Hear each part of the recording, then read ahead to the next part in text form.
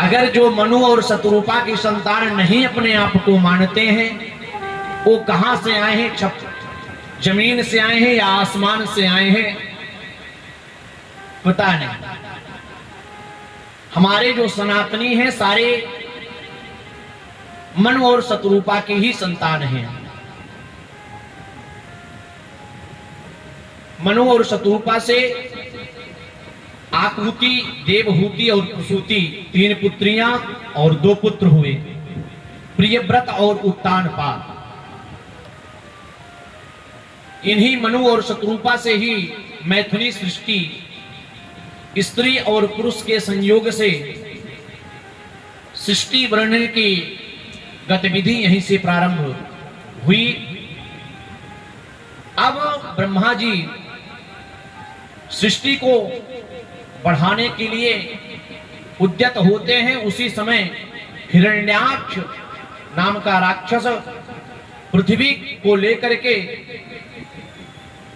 पाताल लोक में चला जाया करता है। आज ब्रह्मा जी सृष्टि को बढ़ाने के लिए जब उद्यत होते हैं, तुरंत जब देखते हैं पृथ्वी को लेकर के हिरण्याक्ष चला गया, भगवान के पास में जाते हैं, कहते हैं प्रभु मैं सृष्टि को कैसे बढ़ाऊंगा और कहां पर बढ़ाऊं? तुरंत भगवान नारायण वाराह का रूप धारण करते हैं। प्रेम सोले वाराह भगवान की जय हो। और वाराह भगवान वाराह का रूप धारण करके पाताल लोक में जाते हैं। युद्ध होता है, माता पृथ्वी को लेकर के अपने मुख पर ले करके भागते हुए लेकर के ऊपर आते हैं। आने के बाद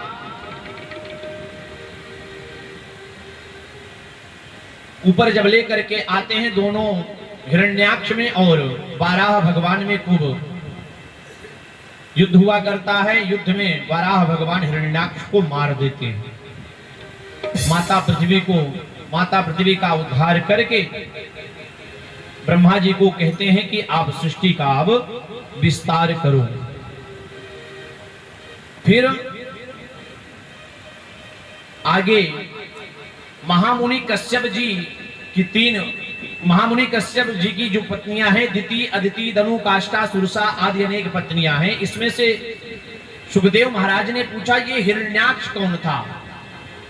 सुखदेव जी ने बताया परीक्षित को कि हिरण्याक्ष कौन था। एक बार की बात है, भगवान महर्षि कश्यप की 10 पत्नियों में से दिति और अदिति नाम की जो पत्नियां थे, दिति राक्षसों की माताएं थी और देवताओं की माता का नाम अदिति है।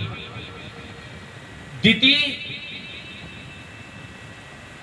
गोधूली काल में, सायंकालीन के समय, सूर्यास्त के समय काम वासना से पीड़ित थी। ऋषि कश्यप के पास में आती है और काम वासना से पीड़ित होने के कारण काम वासना में लिप्त होना चाहती है। बार बार कश्यप ऋषि के मना करने के बाद भी वह अपने आप को नहीं संभाल पाती है और वह मैथिली कार्य में लिप्त हो जाया करती है। सायंकालीन गोधूली बेला के समय 4 काम नहीं करना चाहिए। आहार, मैथुनम, निद्राम, स्वाध्याय च विशेषतः।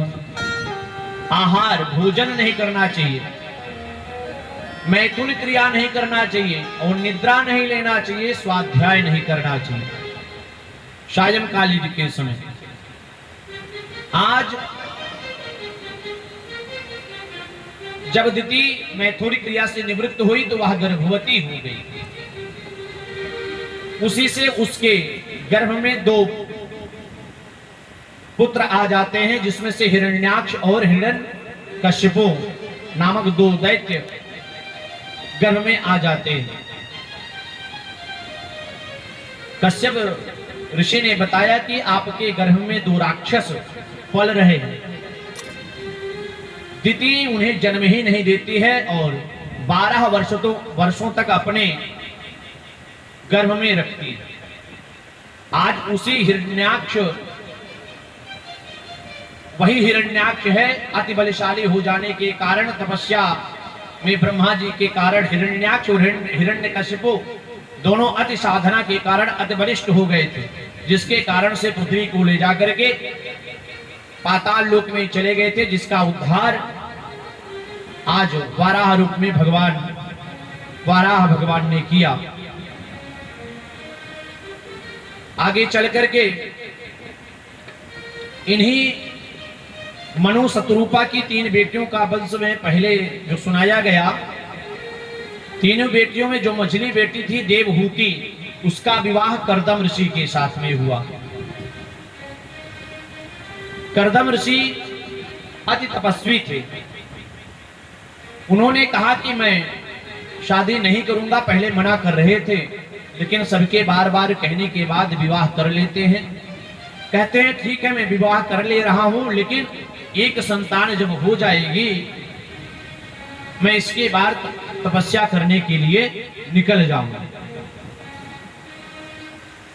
विवाह हो जाने के बाद देवहूति के साथ में जब कर्दम ऋषि का विवाह हो गया, एक कन्या का जन्म हुआ। कर्दम ऋषि ने कहा कि मैं अब तपस्या करने के लिए जा रहा हूं। तुरंत देवहूति खड़ी हो गई और निवेदन करने लगी कि आपने कहा था कि एक संतान हो जाने के बाद, और मुझे यह कन्या है, पुत्र रत्न की प्राप्ति, इसकी शादी करने के बाद यह अपने घर में चली जाएगी, लेकिन फिर मैं किसके सहारे रहूंगी। उनके बार बार कहने के बाद, देवहूति के बार बार कहने के बाद कर्दम ऋषि आज फिर रुक जाते हैं। देखते देखते उन्हें 9 कन्या हो जाती हैं। जब 9 कन्या हो गई, फिर कर्दम ऋषि जी ने कहा कि मुझे अब तो जाने दो तपस्या करने के लिए। लेकिन देवहूति ने कहा कि मुझे पुत्र तो हुआ ही नहीं। सायंकालीन संध्या के समय कर्दम ऋषि जब ध्यान लगाते हैं, उस चिंतन में ले आते हैं, उन्हें तुरंत ध्यान में आया कि भगवान श्रीमन्नारायण ने मेरे पुत्र रूप में होने का मुझे वरदान दिया है और भगवान हमारे यहाँ पुत्र बनकर के आएंगे। इसलिए फिर रुक जाते हैं और भगवान कपिल के रूप में आज देवहूति के गर्भ से जन्म लेते हैं।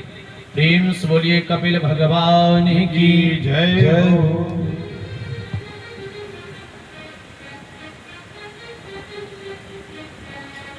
कर्दम जी की जो 9 बेटियां थीं, उन सब का विवाह ब्रह्मा जी के जो 9 पुत्र थे, नारद जी को छोड़ करके कला देवी का विवाह मरीचि से, अनुसुईया का विवाह अत्रि से, अरुंधति का विवाह वशिष्ठ से और ख्याति का विवाह भृगु जी से, शांति का विवाह थर्म से, प्रिया का विवाह क्रतु से तथा हवीर का विवाह पुलस्त ऋषि के साथ में करने के बाद महाराज ऋषि जी अपने तपस्या हेतु निकल जाते हैं। आज कपिल भगवान के जन्म के बाद में मां यह जानती हैं कि कपिल कोई साधारण मनुष्य नहीं, यह भगवान नारायण ही है। उनसे प्रार्थना करती हैं, कहती हैं कि बेटा निर्विण्णा नितरां भूमन् न संदिन्द्रिय तर्षणात् येन सद्भाव्यमानेन प्रपन्नांधं तम प्रभो। हे प्रभु, सामान्य स्त्रियों की अपेक्षा मैंने अपने जीवन में कोई ऐसा सुख नहीं है जो मैंने ना भोगा, कोई ऐसा भोग नहीं है जिसको मैंने नहीं प्राप्त किया हो, लेकिन मेरा मन आज भी अतृप्त है। मुझे अब क्या करना चाहिए? कपिल भगवान ने कहा कि एक ही वह ब्रह्म पूर्ण है, जिसको प्राप्त करने के बाद किसी का भी मन अतृप्त नहीं रहता। पूर्णमदः पूर्णमिदं पूर्णात् पूर्णमुदच्यते पूर्णस्य पूर्णमादाय पूर्णमेवावशिष्यते। वह ब्रह्म एक है जो पूर्ण है, उसके बाद कोई भी व्यक्ति अपूर्ण नहीं रह सकता। तो उसको कैसे प्राप्त किया जाए? मां देवहूति कपिल भगवान से पूछती हैं। उन्होंने बताया कि संत की सेवा करोगे, संत के पास में जाओगे, बिनु सत्संग विवेक न हो। बिना सत्संग के कुछ नहीं होने वाला। मां देवहूति ने कहा, मैं सत्संग करने किसके पास जाऊं? क्या जो धोती कुर्ता पहन ले या पीला वस्त्र धारण कर ले, लाल वस्त्र पहन ले, भगवा वस्त्र धारण कर ले, क्या मैं उसके पास में जाऊं? कौन साधु है? साधु के विषय में मां ने पूछ लिया। आज तुरंत कपिल भगवान ने बताया, तितिक्षवाः कारुणिकाः सुहृदा सर्वदेहिना अजात शत्रुवा शान्ता साधवा साधुभूषणा। साधु कौन है? कपड़ा पहन लेने से कोई साधु नहीं हो जाता। वस्त्र रंग किसी भी कलर का पहन लीजिए, बढ़िया चंदन लगा लीजिए, धोती कपड़ा कुर्ता को बढ़िया से सिलवा करके पहन लीजिए, तो आप संत नहीं है, आप साधु नहीं है। उसके लक्षण हैं। पहला लक्षण क्या है? तितिक्षवः। तितिक्षव होना चाहिए संतों को, सहनशील होना चाहिए। संत हृदय नवनीत समाना। संत का हृदय कैसे होता है? नवनीत माने क्या होता है? मक्खन। माखन मैया जब मथनी में मारती है, घी वाला मक्खन नहीं। हमने तो मक्खन खाया है, पता नहीं आजकल के बच्चे खाए हैं कि नहीं। हम तो आज भी खाते हैं माखन। मक्खन जो बच्चे नहीं जानते, मैं उनको बता दूं, क्योंकि मैंने अपने जीवन में पाया है और मैं जानता हूं मक्खन क्या है। मां जब पहले दही जमाती है, दही के बाद में सुबह एक मथनी होती है। अब तो किसी के घर में नहीं देखने को मिलता है, अब तो इलेक्ट्रिक वाली मशीन आ गई है। तो उसको पहले लकड़ी का हुआ करता, तो लेकर के मैया उसको बैठ करके बड़े अपने हाथों से मथती थी। फिर उसमें से जो क्रीम निकलता था ना, एक हाथ से उसको एक बार ऐसे मत करके ऊपर से निकाल लेती थी, वही होता था मक्खन। बहुत नरम होता है, उसको चेहरे में लगाइए जब ना, इतना कोमल हो जाया करता है चेहरा, पूछिए नहीं। एक आजकल की जो ये सब क्रीम व्रीम कुछ नहीं, मक्खन। वैसा हृदय संत का होना चाहिए। तितिक्षवः कारुणिकाः। दूसरा लक्षण करुण होना चाहिए, करुणा होनी चाहिए संत के अंदर।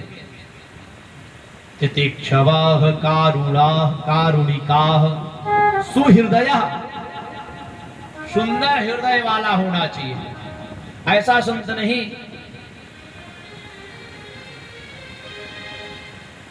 एक बार की बात है, एक गांव में एक संत जी गए। आज के करीब 100 साल पहले की बात है। पहले खेल में ये लाठी ज्यादा चलाया करते थे, बाबा जी लोग जानते हैं। गांव में जब त्योहार आया करता था तो अक्सर लोग लाठी चलाते थे, लाठी चलाने की क्रिया को खेल समझते थे। 2 भाई थे, उनके यहाँ संत जी गए, कहे बेटा आजकल कुछ खेल तुम्हारा समझ में नहीं आ रहा है, तुम लोग क्या कर रहे हो? दोनों भाइयों ने लाठी उठाई और खेल दिखाने के चक्कर में आपस में खूब लड़ना शुरू कर दी। उनकी मैया बैठी, मैया दौड़ करके आती है, तुम लोग क्या कर रहे हो, क्यों लड़ाई कर रहे हो?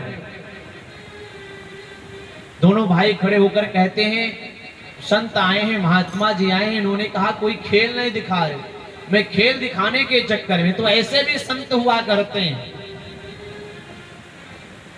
हृदय सुंदर हृदय वाला हो कि एक समान सबको देखने वाला हो।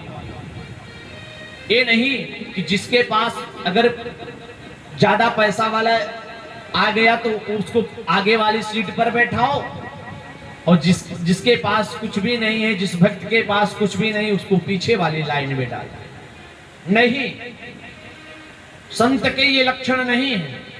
संत के लक्षण है सब एक समान हो। वास्तव में प्रेमानंद जी महाराज संत हैं, उनके यहां जाइए, वो स्वतः ही अपने आप को झुका देते हैं।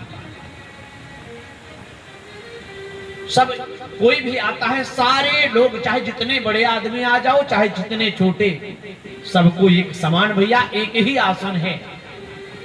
ये संत के लक्षण है। सर्वदेही नाम अजात शत्रवाह शांता साधुवः साधु भूषणा। अजात शत्रु, जिनके कोई शत्रु ना हो, वो शांत स्वभाव के हो, ये सारे लक्षण अगर जिस संत के अंदर विद्यमान हो, वैसे संतों के पास में जाइए और उनसे सत्संग करिए। जब तक सत्संग नहीं करोगे तब तक कुछ प्राप्त होने वाला नहीं है। संतन के संग लाग रे तेरी अच्छी बनेगी, संतन के संग लाग रे तेरी अच्छी बनेगी, संतन के संग लाग रे तेरी अच्छी बनेगी, संतन के संग लाग रे तेरी अच्छी बनेगी, अच्छी बनेगी तेरी बिगड़ी बनेगी, अच्छी बनेगी तेरी बिगड़ी बनेगी, अच्छी बनेगी तेरी बिगड़ी बनेगी, अच्छी बनेगी तेरी बिगड़ी बनेगी। भाग तेरो बड़ भाग रे तेरी अच्छी बनेगी, जाग तेरो बड़ भाग रे तेरी अच्छी बनेगी।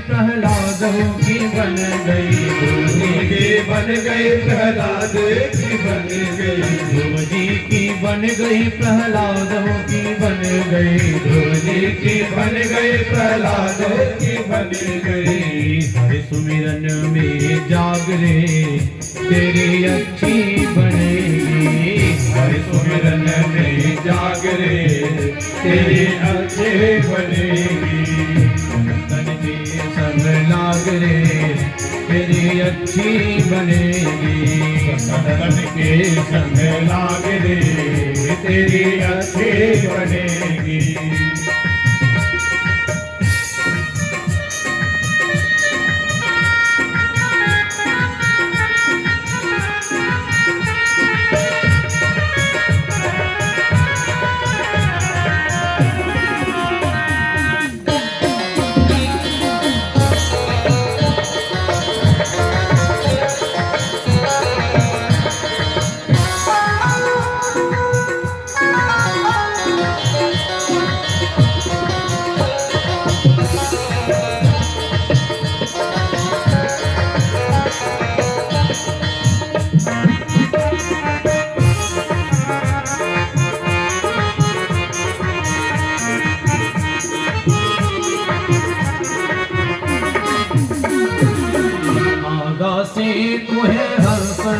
करेंगे, कागा से तोहे हंस करेंगे, कागा से तोहे हंस करेंगे, कागा से तोहे हंस करेंगे। मिट जाए उरे दाग रे तेरी अच्छी बनेगी, मिट जाए उरे दाग रे तेरी अच्छी बनेगी, अच्छी बनेगी तेरी बिगड़ी बनेगी, अच्छी बनेगी तेरी बिगड़ी बनेगी।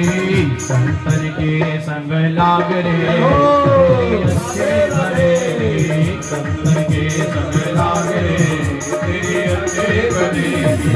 कृष्ण गोविंद हरे मुरारी हे नाथ नारायण वासुदेवा, श्री कृष्ण गोविंद हरे मुरारी हे नाथ नारायण वासुदेवा, हे नाथ नारायण वासुदेवा, हे नाथ नारायण वासुदेवा, हे नाथ नारायण वासुदेवा, हे नाथ नारायण वासुदेवा, हे नाथ नारायण वासुदेवा, हे नाथ नारायण वासुदेवा। श्री कृष्ण गोविंद हरे मुरारी हे नाथ नारायण वासुदेवा, श्री कृष्ण गोविंद हरे मुरारी हे नाथ नारायण वासुदेवा, श्री कृष्ण गोविंद हरे मुरारी हे नाथ नारायण वासुदेवा, श्री कृष्ण गोविंद हरे मुरारी हे नाथ नारायण। प्रेम से बोले संत भगवान के जय हो, राधा रमण सरकार की जय हो। आज बड़ा ही यह 8 अध्यायों में बड़ा ही दिव्य उपदेश कपिल भगवान अपनी मैया देवहूति को देते हैं। इसको कपिला अष्टमी के नाम से जाना जाता है। माँ आज अपने पुत्र कपिल भगवान के बताए हुए मार्ग पर चलकर सत्संग के माध्यम से भजन करते हुए भगवत प्राप्ति हेतु लेकर जाया करते हैं। और भगवान कपिल भी गंगा सागर में आज भी मकर संक्रांति के दिन भगवान कपिल इस कलयुग में भी हैं। मकर संक्रांति के अवसर पर गंगा सागर में दर्शन भगवान कपिल का हुआ करता है। प्रेम से बोलिए कपिल भगवान की जय हो। इसके बाद चतुर्थ स्कंद में प्रवेश करते हैं।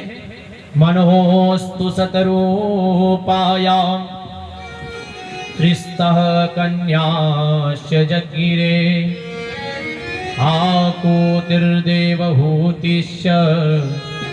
प्रसूतिर्विस्तृताः। मनु और शतरूपा के जो तीसरी कन्या है,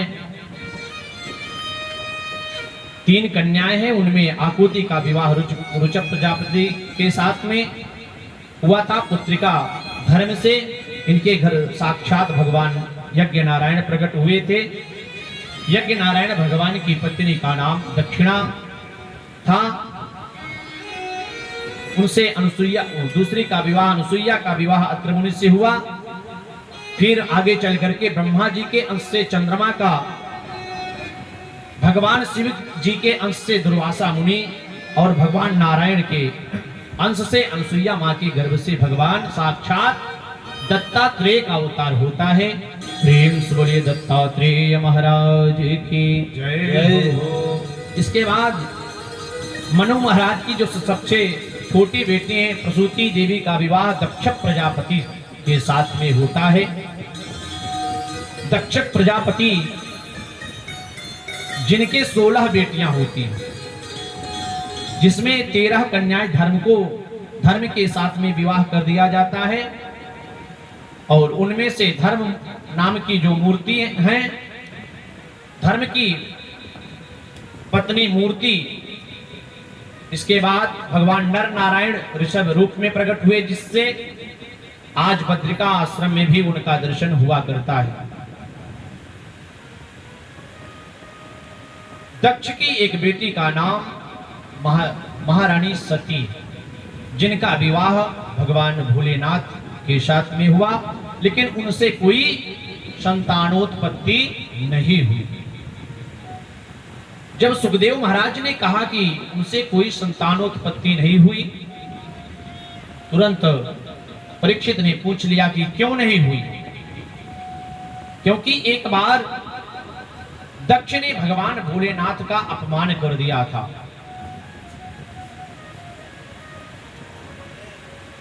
दक्ष प्रजापति का जब राज्याभिषेक हुआ, वह गर्भ में आ गया। गोस्वामी तुलसीदास जी ने रामचरितमानस में लिखा, बड़े अधिकार दक्ष जब पावा, बड़े अधिकार दक्ष जब पावा, बड़े अधिकार दक्ष जब पावा, बड़े अधिकार दक्ष जब पावा, अति अभिमान हृदय सब अति अभिमान हृदय जब आवा, अभिमान हृदय तब अति अभिमान हृदय जब आवा, नहीं बस जगमा जगमाही, नहीं बस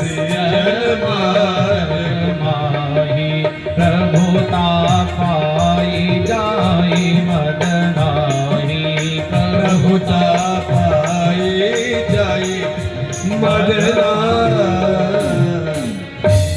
दक्ष प्रजापति को जब पितामह ब्रह्मा ने प्रजापति घोषित कर दिया, उस समय उसे बड़ा ही गर्व हो गया। गर्व हो ही जाया करता है, कोई इस धराधाम पर ऐसा नहीं है। मैं नहीं कह रहा हूं, रामचरितमानस कह रहा है, स्वामी गोस्वामी तुलसीदास जी महाराज ने लिखा। किसी को भी अगर छोटा सा भी पद मिल जाया करता है तो उसे अपने पद का अभिमान हो जाया करता है, लेकिन उसको यह पता नहीं होता है कि यह पद जो मुझे मिला है किसकी कृपा से मिला है। भजन बहुत सारे हैं। किसी ने कहा, परिश्रम करे कोई कितना भी, लेकिन कृपा के बिना काम बनता नहीं है।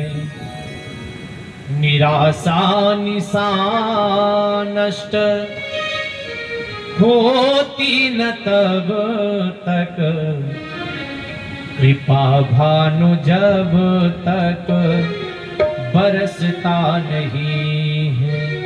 कृपा की वर्षा जब तक होती नहीं है, चाहे जितनी तैयारी कर लो कुछ भी नहीं हो सकता।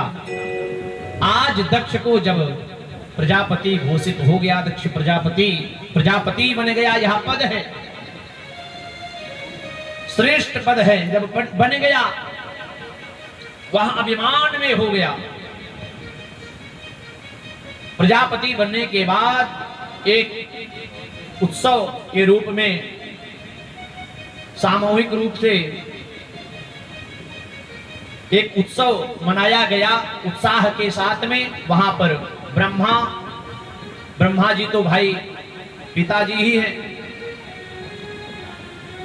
विष्णु जी भी थे, भगवान भोलेनाथ भी विराजमान थे। दक्ष प्रजापति जब अपने आवास से आया, मंच पर पहुंचा, वहां पहुंचते ही तुरंत अपशब्द बोलने लगा। श्रूयताम ब्रह्मर्षयो में सहदेवा सहाग्नयः, साधूनां ब्रुवतो वृत्तं नाज्ञानात्र चमत्सरात्। सुनो, दक्ष प्रजापति जब आता है, सारे जो भी और देवता होते हैं सारे लोग खड़े हो जाते हैं। दक्ष प्रजापति बोलता है, इन सभ्य की सभा में मूर्ख जैसे व्यक्तियों का आवागमन कैसे हो गया। बहुत नाना प्रकार की गालियां देने लगा, शब्द बकने लगा। सब एक दूसरे का मुख देखने लगे कि किसको यह मूर्ख बोल रहा है? जितने देवता थे एक दूसरे का जब मुख देखने लगे, दक्ष ने फिर बोला, क्यों एक दूसरे का मुख देखते हो? तुम्हें पता नहीं यह जो शंकर है इसको यह भी पता नहीं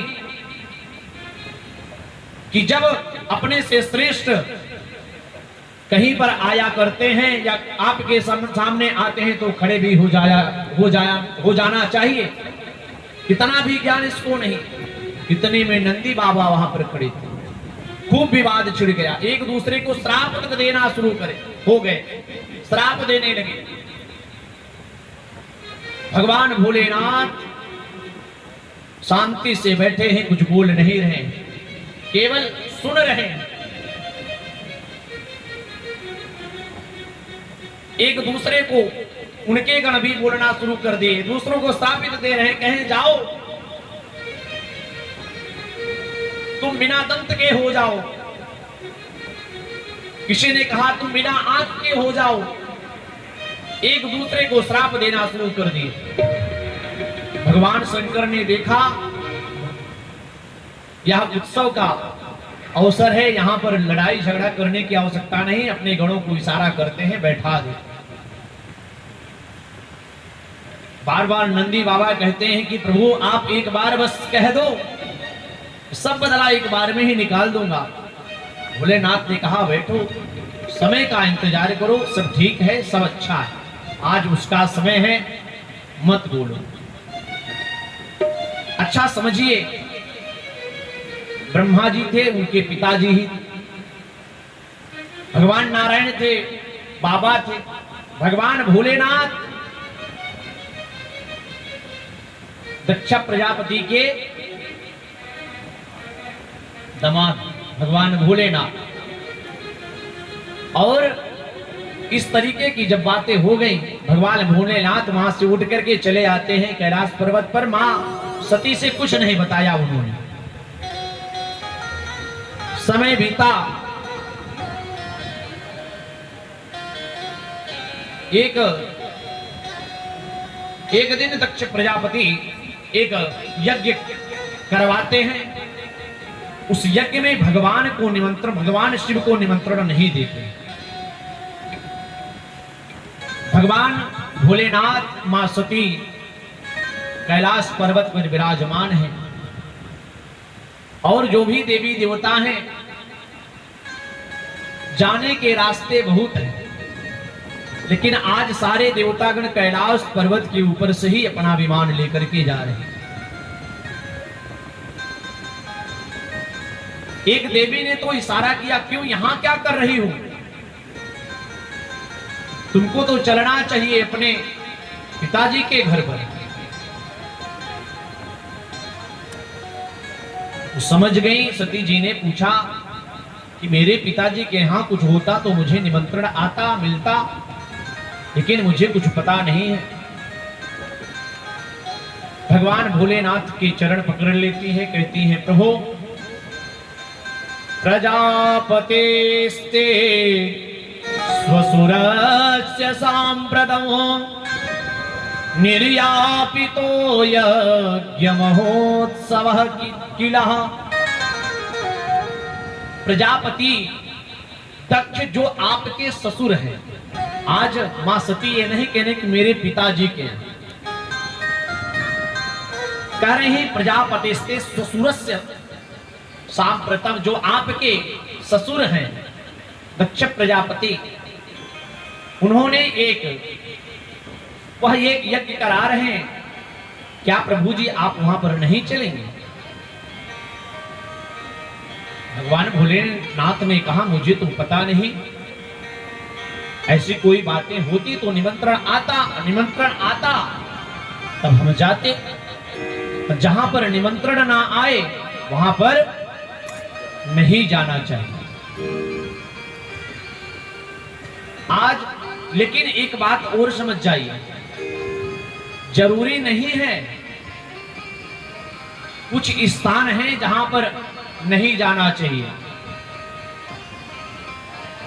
अब मेरी आवाज बहुत दूर तक जा रही होगी, कुछ भक्त ऐसे भी सुन रहे होंगे कि कथा का निमंत्रण तो मेरे पास आया ही नहीं, तो कथा का निमंत्रण नहीं दिया जाता, सत्संग करने का निमंत्रण नहीं दिया जाता। आपकी इच्छा है, आप भगवान को प्राप्त करना चाहते हो, लड़ाई झगड़ा रोज करो, लेकिन जहां भजन करने की बात आए ना, जैसे यहां पर लड़ते हो सबसे आगे होकर के, वहां भी सबसे आगे होकर के लड़ो, उस भगवान को प्राप्त करने में भी सबसे आगे बढ़ो, तब है जीवन जीने का आनंद। आज बार बार कहने के बाद माता सती भगवान शंकर के चरण पकड़ी हुई कह रही, प्रभु ठीक है आप नहीं जाएंगे तो मेरे तो पिताजी का घर है, मैं अपने पिताजी के घर में जाना चाहती हूं, क्या आपका आदेश है? भगवान भोलेनाथ ने कहा कि जब निमंत्रण नहीं आया है तो मैं तो नहीं कहूंगा कि आप अपने पिताजी के घर पर जाइए।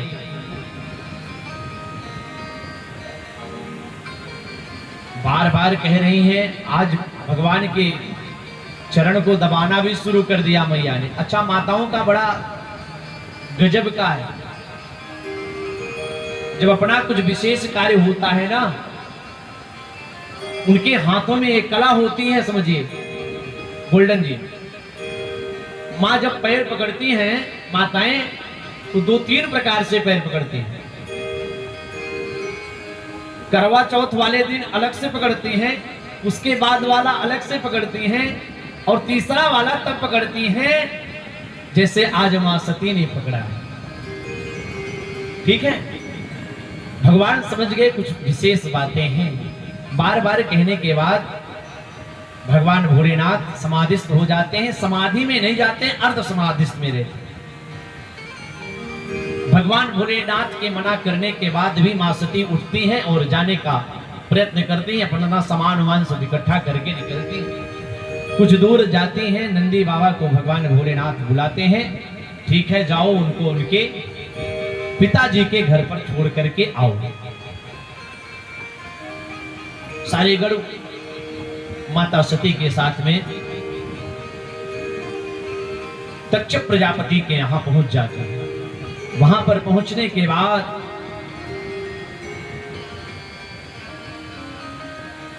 दक्ष प्रजापति यज्ञशाला में पूजन करते होते हैं।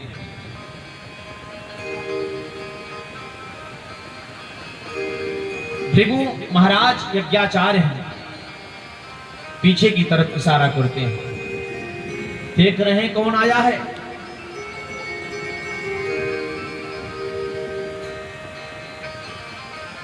पिताजी ने नहीं बोला, दक्ष प्रजापति ने मां सती से बात नहीं किया। माता सती ने सोचा कि भगवान भोलेनाथ सच में कह रहे थे कि जहां पर निमंत्रण ना आए वहां पर नहीं जाना चाहिए।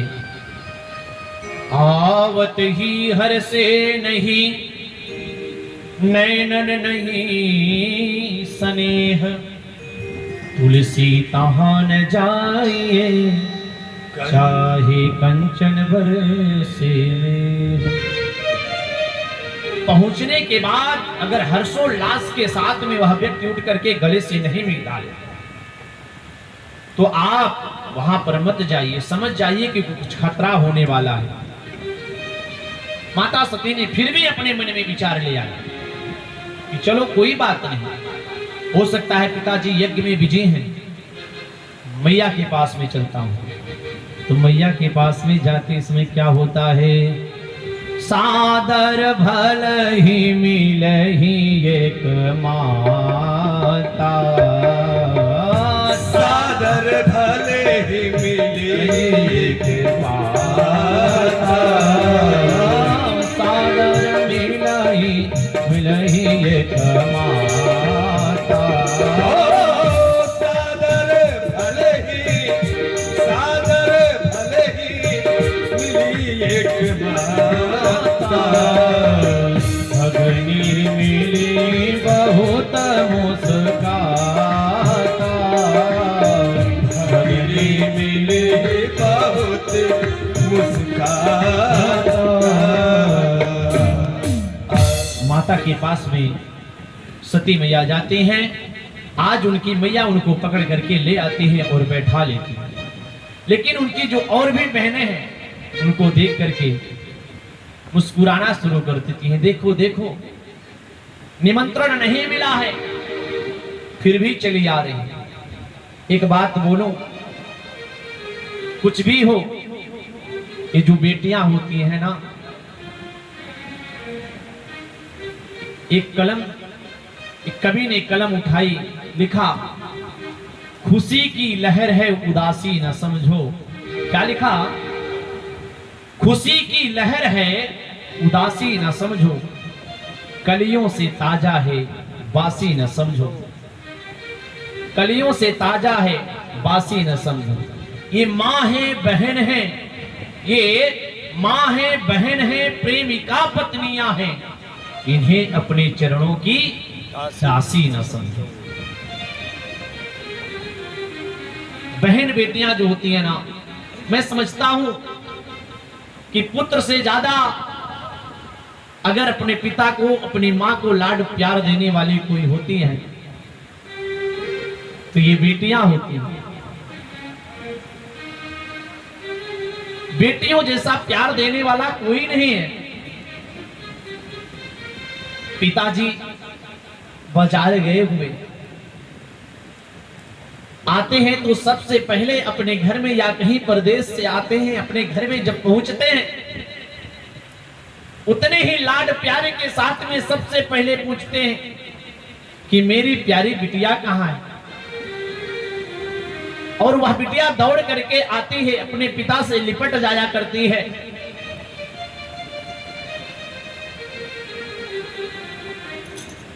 पिताजी से लिपटने के बाद बैठाती है। वही पुत्र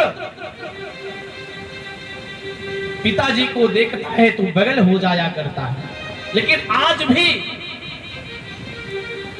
हमारी बेटियां सबसे आगे। पिताजी को बैठाने के बाद अंदर से जाती है, जल को लेकर के आती है। पिताजी धूप बहुत है ना, आप क्यों इतना धूप में निकल गए थे? आपको धूप लग जाती है, आप धूप में मत जाया कर। जो प्रेम, जो करुणा बेटियां दे देती हैं वह पुत्र नहीं दे सकता कभी भी। इतना ही नहीं बंधु, वह बेटियां जब अपने ससुराल चले जाया करती हैं ना, दिन में 2-3 बार फोन किया करती हैं, पिताजी आपने भोजन प्रसाद पाया कि नहीं पाया, मेरी मैया कैसे हैं, मेरी भैया कैसे हैं। बेटियों से ज्यादा लाड प्यार करने वाला कोई नहीं है।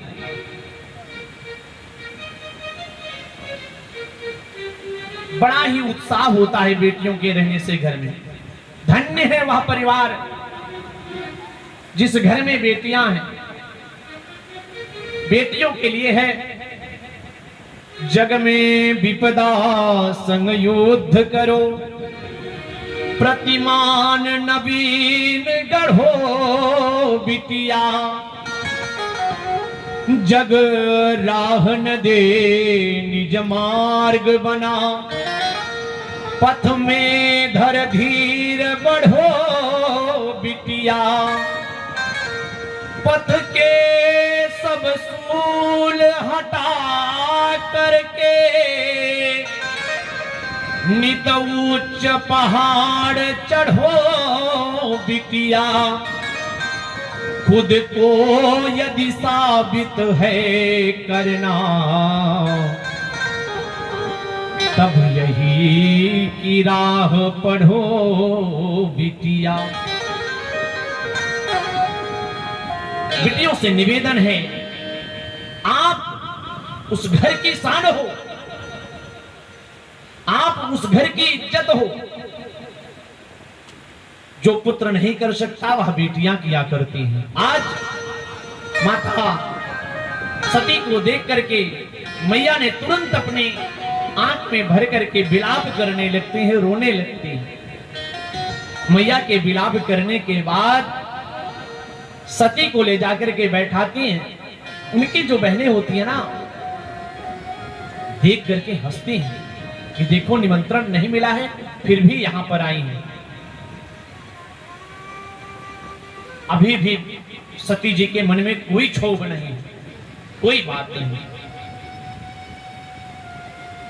तुरंत वहां से उठती, जलपान भी नहीं करती, जाती हैं यज्ञशाला में, चारों तरफ देखती हैं। वहां जाने के बाद जब देखती हैं तो भगवान भोलेनाथ का कोई स्थान ही नहीं था। जब भगवान भोलेनाथ का जब मैया ने देखा वहां पर कोई स्थान नहीं था, तुरंत मैया को क्रोध आ गया। मैया ने कहा, अरुद्र भागम तम वेक्ष चाध्वरं पित्रा च देवे। जहां पर रुद्र का भाग नहीं, मेरे भोलेनाथ का स्थान नहीं, ऐसे स्थानों पर जाना भी उचित नहीं। वहां पर बैठना और जलपान करना तो बड़ी दूर की बात है। मैया को तुरंत क्रोध आ गया। मैया ने क्रोधाग्नि के माध्यम से अपने आप को उस यज्ञ कुंड में डाल देती हैं और यज्ञ को विध्वंस करने हेतु जब उनके गणों ने देखा, नारद जी दौड़ करके जाते हैं और बताते हैं कि भोलेनाथ सब गड़बड़ हो गया, मां सती नहीं रही। भगवान भोलेनाथ ने तुरंत अपने एक जटा को उखाड़ करके पटका। तुरंत वीरभद्र से बोले, वीरभद्र शीघ्रम गच्छ दक्षस्य यज्ञम विध्वंसम कुरु। तुरंत जाओ और दक्ष के यज्ञ को तुरंत विध्वंस कर दो। तुरंत वीरभद्र अपने समस्त गणों के साथ में आते हैं, बड़ी रफ्तार के साथ। इधर भृगु जी महाराज ने कुछ दूरी पर देखा तो ऐसा लग रहा था कि तूफान आ रहा हो, लेकिन सब लोगों ने सोचा कि ऐसा कोई बादल भी नहीं है, तूफान कैसे आएगा। फिर सबने अपने मन में विचार किया कि गोधूली काल का समय हो सकता है कि गैया जो हैं वो चर करके आ रही होंगी, गोचारण करके आ रही होंगी, उनके खुरों से उठी हुई जो धूल है वह उठ रही होगी, जिसके कारण से इतनी धूल उठ रही होगी। बार बार विचार करने के बाद करते करते कुछ ही क्षणों में वीरभद्र दौड़ करके प्रजापति दक्ष के सर को पकड़ करके तुरंत तोड़ देते हैं। भृगु मुनि के उठकर भागने लगते हैं। मणिमान नामक के गण ने तुरंत उनकी दाढ़ी को पकड़ करके उखाड़ लिया। उखा देव ने तुरंत आगे बढ़ा, आगे बढ़ते हैं, तुरंत एक मुष्टिका से मारते हैं, उनके दांत को तोड़ देते हैं। उस यज्ञ में जितने भी आचार्य गण थे, गुरुदेव थे, जितने पंडित जी लोग थे, सबको तोड़ मोड़ करके बराबर कर दिया। अब स्थिति गड़बड़ हो गई। भगवान भोलेनाथ आते हैं, मां सती के पार्थिव शरीर को उठाते हैं और तुरंत उठाने के बाद अपने आप को काबू नहीं कर पाते हैं। भगवान विष्णु जी ने देखा कि ये तो और गड़बड़ हो जाएगा, पृथ्वी भी हिलने लगी थी भगवान के नृत्य करने से। भगवान विष्णु ने अपने चक्र को उठाया और मां सती के शरीर को 52 भागों में काट दिया। जब भगवान भोलेनाथ के शरीर पर मां सती का शरीर नहीं रहा तो भगवान भोलेनाथ शांत हो गए। वही जो 52 भागों में कटा हुआ जो अंग था, आज वही 52 शक्तिपीठ मानी जाती है। प्रयागराज में मां आलोपीन माता भी उसमें से दर्शन करने जाया करिए। आज इस तरीके से दक्ष के यज्ञ को विध्वंस करने के बाद भगवान भोलेनाथ के पास में सारे देवतागण जाते हैं। सब लोगों हाथ जोड़ करके भगवान भोलेनाथ से प्रार्थना करते हैं, प्रभु भगवान के द्वारा जो हुई है सुजोराम रचि राखा, को कर तर्क बढ़ावे शाखा। जो लिखा होता है वो होता ही है। यही मां सती आगे चल करके मां मैना के गर्भ से जन्म लेंगी और पार्वती के रूप में आपकी पत्नी बनेंगी। अच्छा, मैना शब्द जो आया, दक्ष प्रजापति जो था, मां एक प्रश्न इसमें और बनता है, मां सती ने अपने शरीर को क्यों खत्म किया पता है? दूसरा इसमें वो है मैना, यह मैं हूं, यह मेरा है। दक्ष प्रजापति को अहन हो गई थी, अहनता थी उसको, यह मेरा है, वह मेरा है, ये सब मेरा है। उन्होंने सोचा कि मैं जहां पर ना हो, मैं ना जहां पर नहीं होगा, मैं वहीं पर जन्म लूंगी। वही मां सती जा करके मैना के गर्भ से जन्म लेती हैं, जो कि मां पार्वती के नाम से प्रसिद्ध होती है।